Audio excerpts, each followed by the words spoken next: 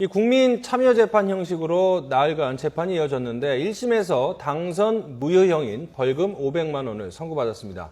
이 지난해 선거 때 상대방이었죠. 고승덕 후보가 미국 영주권을 가지고 있지 않느냐 이런 의혹을 제기했는데 사실이 아닌 것으로 드러났습니다. 이 재판부는 이런 의혹 사실관계를 제대로 확인도 하지 않고 선거 유세를 펼치면서 자신의 당선에 영향을 주고 또 고승덕 후보의 낙선에도 영향을 미쳤다 이런 판단을 하면서 허위사실 유포 혐의로 당선 무효형을 선고를 받았습니다. 자, 먼저 당시에 조희연 교육감이 어떤 이야기를 했는지 한번 들어보도록 하겠습니다. 조희연 캠프가 받은 제보에 따르면 고 후보는 두 자녀를 미국에서 교육시켜 미국 영주권을 보유하고 있으며 고 후보 자신 또한 미국에서 근무할 때 미국 영주권을 보유하였다는 것입니다. 자, 선거 유세정에 상대방에 대한 비난, 비판을 할 수 있지만 사실관계 확인을 제대로 안 하고 또 상대방 후보가 거기에 대해서 사실관계에 대해서 반박을 했는데도 여전히 같은 의혹을 제기한 거에 대해서는 허위사실 유포에 대한 고의성이 입증된다. 이런 판단인 것 같은데요. 그래서 저는 이 판결을 보고 어떤 생각을 했냐면 진보나 보수나 어떤 진영 논리를 떠나서 그 진영 내에서의 유통되는 사실을 무작정 믿었을 때 그러니까 우리 편에서 나온 얘기이기 때문에 그냥 믿었다라고 얘기를 하게 되면 그게 얼마나 위험할 수 있느냐. 특히 최근 같은 경우는 이 조희연 현재 아직까지 교육감비 같은 경우도 그 인터넷 언론의 기자의 어떤 글을 그렇죠. 열었다는 거 아니에요. 근데 그런 글이 나왔다고 할 때 요즘에는 참 그 미디어 매체들이 굉장히 많아졌잖아요. 그렇기 때문에 이거를 좀 더 세밀하게 검증을 해보고 나서 이런 일들이 펼쳐졌어야 됐는데 그런 부분들을 정말 우린 같은 편이니까 성향이 비슷하다니까 하고 그냥 믿었을 때 이런 어떤 생각지도 못했던 불똥이 튈 수 있다는 거고 설령 그렇다 하더라도 한번 상대방 후보에 대해서 뭔가 검증하는 얘기를 반박을 하는 얘기를 내놨으면은 다시 더 알아보고 얘기를 하든지 아니면 그다음부터는 다른 쪽으로 돌아서야 되는데 네. 그걸 하지 않는 바람에 이제 어제와 같은 결국 이제 사건이 일어난 거죠.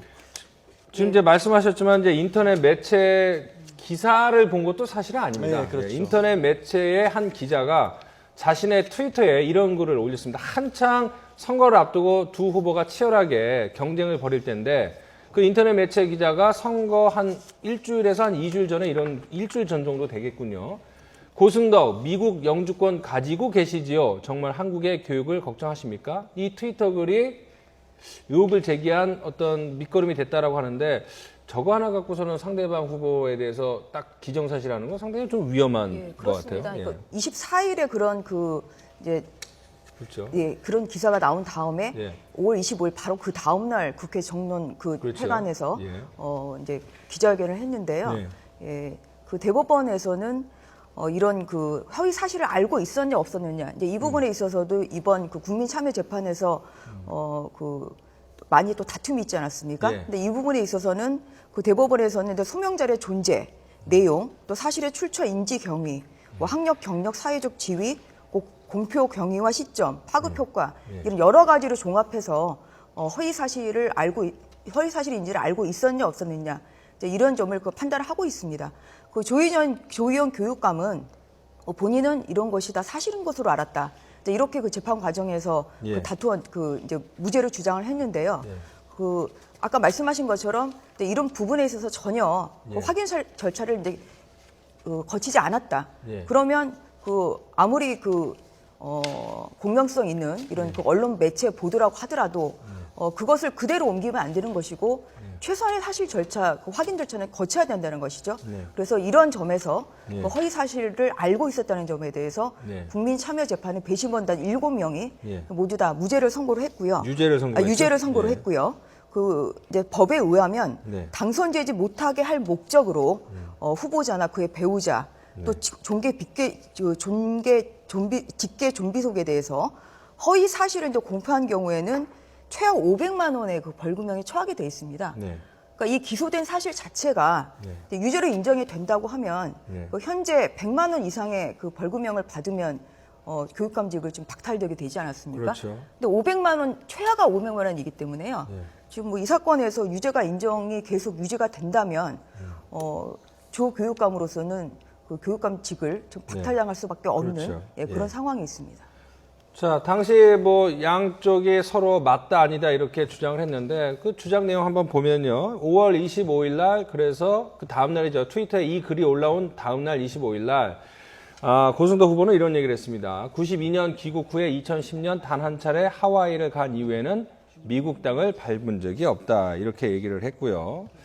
자, 그런데 이제 문제는 이런 사실에 대해서 확인을 좀 더 했으면 좋겠는데 양지열 변호사님이 얘기한 것처럼 진영 논리를 그대로 흡수를 하다가는 이런 식으로 부메랑이 돌아오는 거 아니겠습니까? 지금 조희연 교육감 같은 경우에 만약에 1심이었기 때문에 대법원까지 갔는데도 만약에 유지가 되면 당선 무효가 되는 것뿐만 아니라 30억 원의 선거 보존금도 다 물어내야 되지 않겠습니까? 그러면 개인적으로도 엄청난 타격이 될 것 같아요.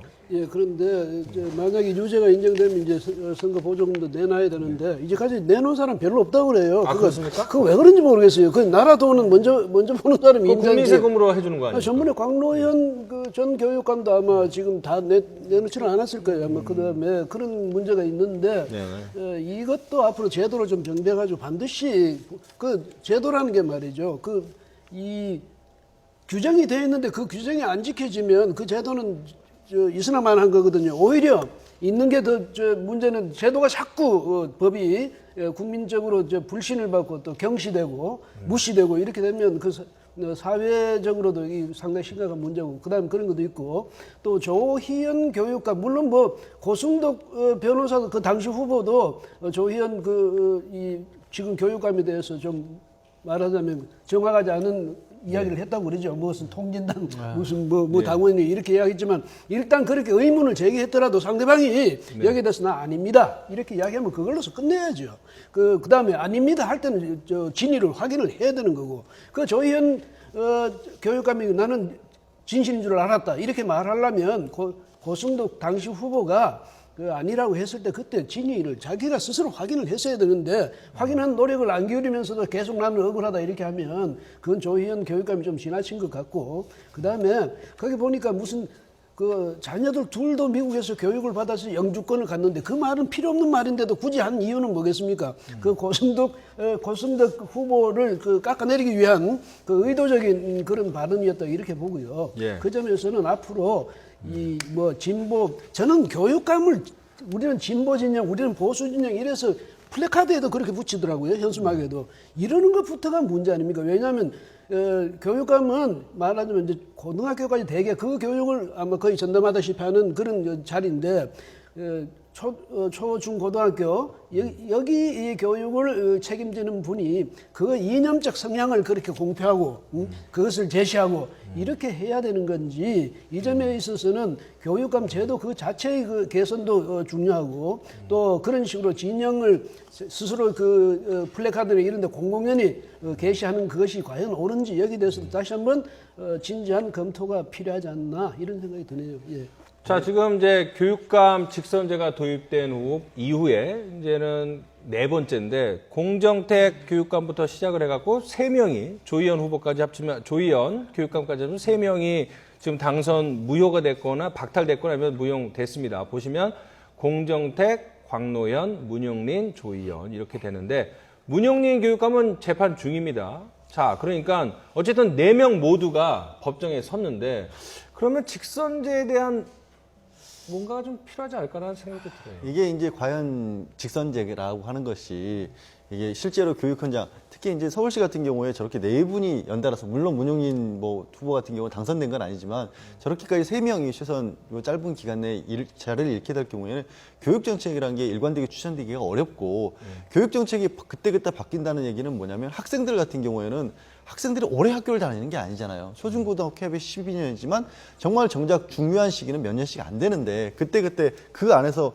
매번 이렇게 정책이 바뀌어버리게 되면 학생들이 안정된 교육을 받을 수가 없다라고 해서 직선제를 폐지하고자 하는 쪽의 목소리에 아무래도 힘이 실리게 될 전망이 됐죠. 그리고 정말 이번에 조희연 교육감 같은 경우에는 재판 과정에서도 또 저는 이게 뭔가 패착이 보인다는 게 뭐냐면 자신감이 있으셨던 것 같아요. 국민참여재판을 신청함으로써. 본인이 신청을 했죠? 그렇죠. 국민참여재판을 신청해서 왜 제가 이게 패착이라고 말씀을 드리냐면 그 조희연 교육감 측의 입장에서는 이렇게 정치적인 판단으로 가게 되면 이것이 반드시 일반 국민들의 상식으로 봤을 때는 무죄가 나오리라고 생각을 하셨던 것 같아요. 근데 오히려 거꾸로 정반대로 나와버렸잖아요. 7명 모두가 다 유죄. 모두가 유죄였고 6명은 500만 원 선고를 요구했고 1명만 300만 원 선고를 요구를 했기 때문에 재판부에서는 그냥 따라버린 거고 이게 어떻게 되어버렸냐면 국민참여재판에서 그렇게 나오면 재판부에 고등법원으로 가고 대법원으로 가도 재판부가 별 부담 없이 그냥 형을 유지시킬 수가 있거든요.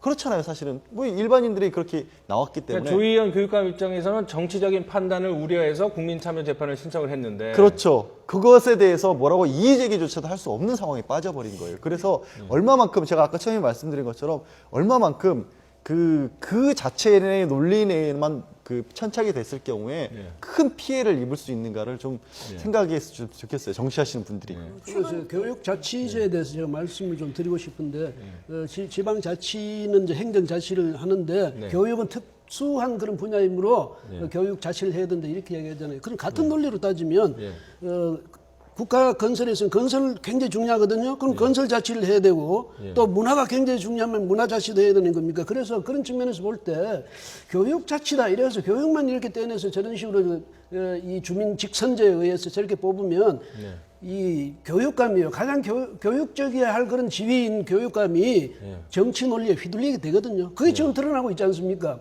그래서 교육감이 또 교육 분야가 이게 정치에 휘둘리게 되고 정치 논리에 따라가게 되면 우리 아이들 그 교육도 결국은 이념에 따라서 이게 굴곡이 생기고 왜곡이 생긴단 말이죠. 그런 측면에서도 지금 뭐 양 변호사 지적했지만은 이 직선제 이것만은 좀 앞으로 좀 진지하게 검토해가지고 폐지하는 쪽으로 가는 게 저는 제 개인적으로는 그게 좋다고 생각됩니다. 뭐 이번 그 사건을 계기로 다시 그 이제 교육감 직선제가 과연 그 유지가 돼야 되느냐 이제 이런 부분에 있어서 그 사회적인 다시 그 여론들이 많이 있는데요.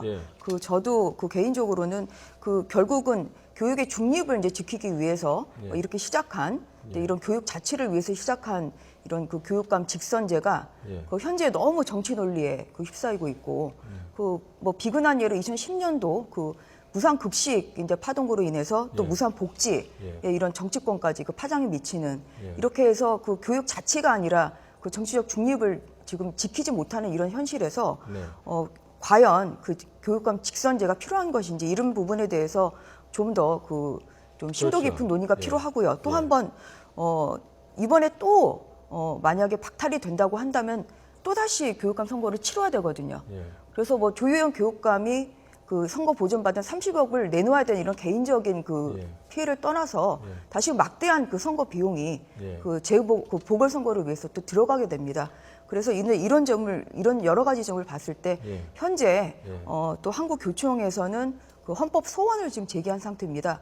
그래서 앞으로 헌법재판소의 그런 결정도 뭐 좀 주목을 해봐야 될 것 같고 가장 문제는 그 결국은 교육에 관심이 없는 얼마나 그 선거권을 그 투표권을 행사하는 그 국민들이 얼마나 그 후보자의 교육 정책에 대해서 알고 투표를 하시는 건지 사실 이제 그런 점에 있어서도 많이 문제점이 지적이 되지 않았습니까?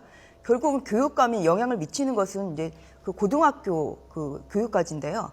그 뭐 이미 이제 대학교에 그 진학한 학생들이나 아니면 이런 그 중고등학교, 초등학교 그 또 학부모가 아닌 이런 여러 가지 그 모든 분들이 참여를 하다 보니까 결국은 그 교육 정책에 특별한 관심이 없는 분들이 그 후보자의 어떤 그 성향이나 어떤 그 정책에 대해서 별로 이렇게 알지 못한 상태에서 그 투표를 하는 것이 또 굉장히 위험합니다. 그래서 이런 점에 있어서도 한번 그 직선제에 대해서는 심도 깊은 논의가 필요하다고 생각합니다. 자, 이렇게 되니까 이제 학부모나 학생들만 피해를 입게 된다 이런 지적도 나올 수 있을 것 같아요. 편 원장님은 어떻게 생각하세요?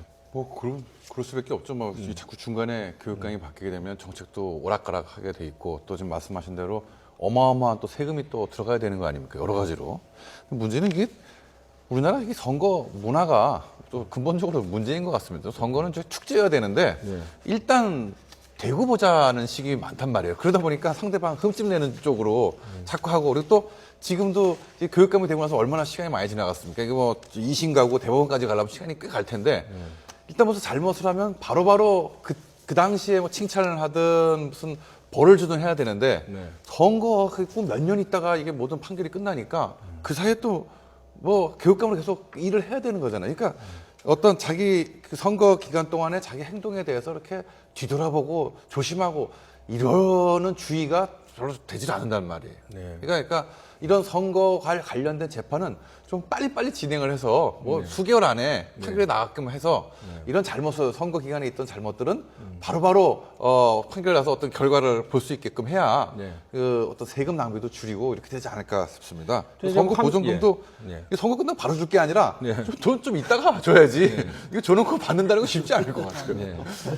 자, 이제 화면도 보시면 아시겠지만 이게 교육감 선거인지 정당 선거인지 뭐 헷갈릴 정도로 이렇게 정치적인 색채가 많이 가고 있는데 그럼에도 불구하고 교육감 직선제가 도입된 건 분명히 뭐 장점이 있어서 아닐까 싶은데 어떤 장점이 있을까요? 그러니까 교육이 또 그런 것도 있어요. 말씀하신 것처럼 장점을 놓고 본다면 이 교육만큼 독립성을 보장해 줘야 되는 분야도 없지만 독립성을 그런 식으로 보장을 하다 보니까 그 안에서 고착화되고 또 변화도 전혀 없게 되고 그냥 낡은 사고방식이나 낡은 교육방식이 그대로 유지되는 부분도 있거든요. 그래서 그런 부분들을 개혁하기 위해서 뭐 개혁적인 모임을 만드는 분들도 있고 정치적으로 찬반 논란이 있지만 정교조 같은 것이 만들어지기도 했었고요. 또 그런 노력의 일환으로서 직선제도 만들어진 것인데 네. 그럼 그러한 장점들이 분명히 필요하다고 또 저는 봐요. 왜 그게 없으면 제가 어렸을 때 다니는 학교와 네. 만약에 제 아이가 다니는 학교가 그대로 있다고 한다면 그것도 문제잖아요. 네. 그러니까 그런 부분들은 그럼 과연 어떻게 할 것이냐. 아까 그래서 여기서 직선제의 폐단에 대해서만 얘기가 오늘은 많이 나왔지만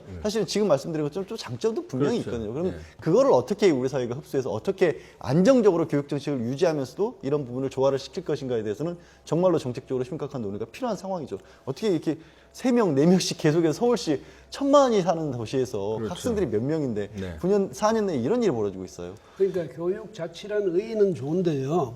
그것이 어떻게 되냐면 이제 왜냐하면 그 전에는 임명제를 하면 결국 그 단체장의 의지대로 또 그 사람의 정치 성향대로 이렇게 가기 때문에 그것이 이제 말하자면 우리 아이들 가르치는 데 있어서 너무 한쪽 일방적으로 편향되게 가르칠 수 있다 이런 위험 때문에 주민의 뜻에 따라서 그렇게 이제 하자 이런 의미에서 저 직선제를 교육 자치 이 제도를 도입했는데 지금 우리가 그동안의 선거 과정에서 보면 이 아까 주변에서 지적했지만 이 선거 과정이라는 것이 너무 그렇게 되니까 이 정치 성향은 정치적으로 이제 이게 흘러버리거든. 그 선거라는 게 주로 정치 성향대로 가게 돼 있어요.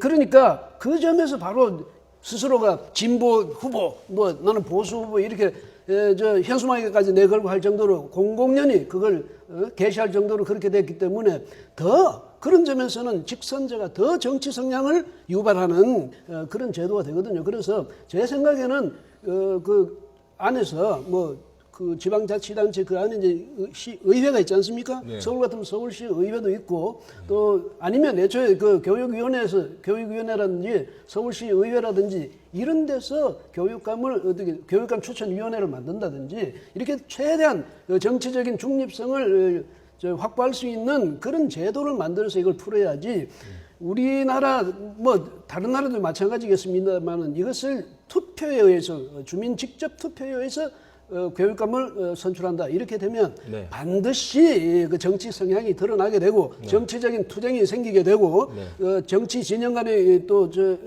대결이 생기게 되고 이러니까 앞으로 이것은 무슨 뭐 교육감 추천위원회라든지 이런 좀 다른 제도를 마련하는 게 좋지 않겠나 이런 생각이 듭니다. 그러니까 뭐 그 당시에는 그 우리 아이의 그 교육을 책임질 교육감을 우리의 손으로 뽑자.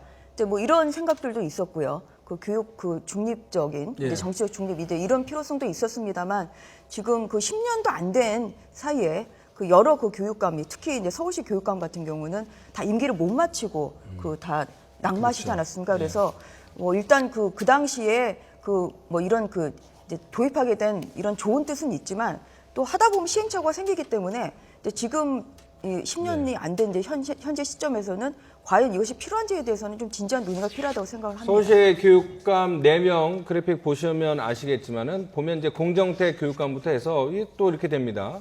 보수, 진보, 보수, 진보 뭐 이런 식으로 왔다 갔다 하는데 어쨌든 4사람 다 뭐 상실을 했거나 상실 위기에 있거나 재판 중이거나 이렇기 때문에 뭐 진영 쪽의 문제로 볼 수는 없는데 그러니까 뭐 말씀을 들어보니까는 교육감 직선제의 도입 취지가 좋은 점도 있지만 사실은 정치색이 많이 들어가면서 조금씩 변질이 되거나 하지만 이 선거 자체가 정치적 행위 아니겠습니까? 그러니까 정치색을 뺀다는 것 자체도 이론적으로도 불가능할 것 같아요. 불가능하기도 하고 맞지도 않고요. 근데 이런 것도 고려를 해봐야 될 부분이긴 해요. 그러니까 선거 자체, 직선제 자체가 실시된 게 얼마 안 됐잖아요. 그러니까 교육 영역에서의 직선제 자체가 실시된 지 얼마 안 되다 보니까 상대적으로 정말 정치라고 부르는 우리가 뭐 국회의원이 됐든 뭐 자치단체 다니겠든 이런 쪽에서라면은 벌어지지 않을 만한 일들이 오히려 저쪽에서는 더 쉽게 벌어졌었고 더 어떻게 보면 혼탁한 선거 양상 같은 걸 또 보였기 때문에 이런 일들이 이제 네몇이 반복되다 보면 학습 효과라는 것도 있잖아요. 그러니까 교육계에서의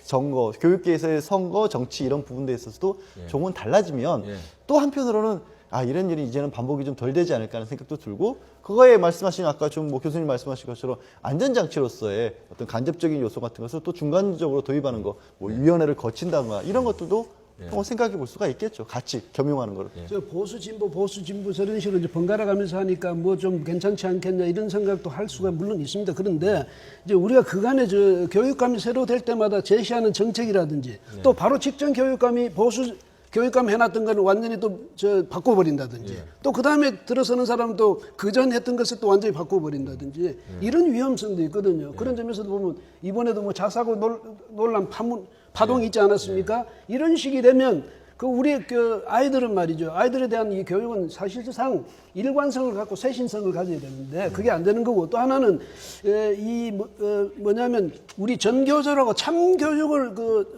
캐치프레이즈 걸고 이제 나왔지 않았습니까? 그렇죠? 그런데 초기에는 참교육, 이 교육에 굉장히 관심을 갖고 해가지고 국민적 기대를 모았던 것도 사실인데 요즘은 아마 전교조만한 그런 정치적 성향을 보이는 단체도 드물 거예요. 아주 요즘은 뭐 스스로는 어떨지 몰라도 국민이 인식하기에는 이 대표적인 정치 단체 중에 하나다 이렇게 인식되고 있는 게 현실입니다. 그런 점에서 볼 때 교육감이 아무리 내가 이념적 중립성을 가지고 한다 하더라도 선거가 끼어 있기 때문에 정치적인 그런 성향, 그다음에 정치성 이거는 배제할 수가 없죠. 그 점에서 지금의 현 직선제는 좀 많이 너무 위험하지 않나 이런 생각이 드네요. 예, 잘 알겠습니다. 일단 뭐 전교조 부분을 말씀하셨지만 뭐 전교조 일하는 교사들은 또 교수님하고 좀 다른 생각이 있기 때문에 근데 잠시 요 정도로 정리를 하고, 왜냐면 제가 그쪽도 변론을 좀 해드려야 될 위치에 있기 때문에 정치적인 단체라는 이야기가 아니에요. 네, 우리 알겠습니다. 국민이 인식할 때 정치성을 가진 그런 단체로 인식이 되고 있다는 거예요.